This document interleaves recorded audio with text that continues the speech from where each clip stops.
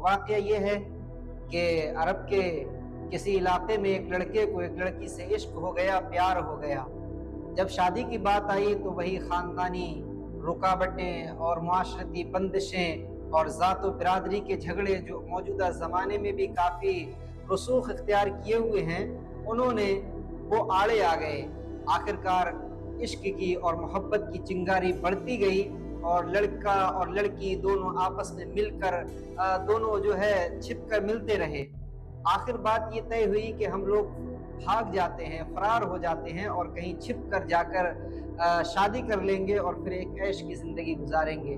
दोनों इस बात पर जब मुतमईन हो गए तो लड़की ने कहा कि मेरे पास एक तेज़ रफ्तार ऊँटनी है जो हमारे भागने में मदद करेगी और मैं उसको लेकर फला मकाम पर आ जाऊंगी, तुम मुझे वहां पर मिल जाना।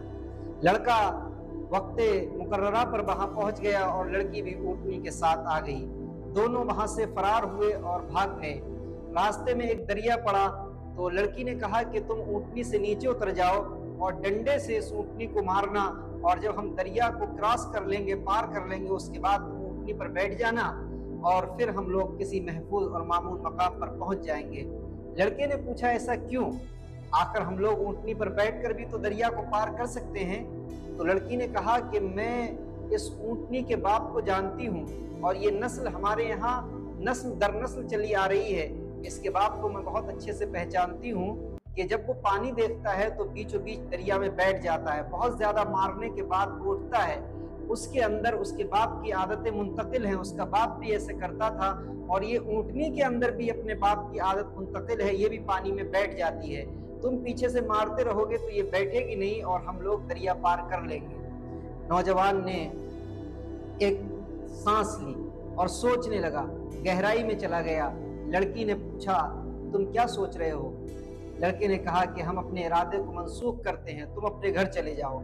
लड़की भौचक्का हो गई, हैरान हो गई कि आखिर क्यों इतनी बड़ी प्लानिंग की और हम लोगों ने इतना बड़ा कदम उठाया, उसके बावजूद आपने इरादा क्यों तब्दील कर दिया?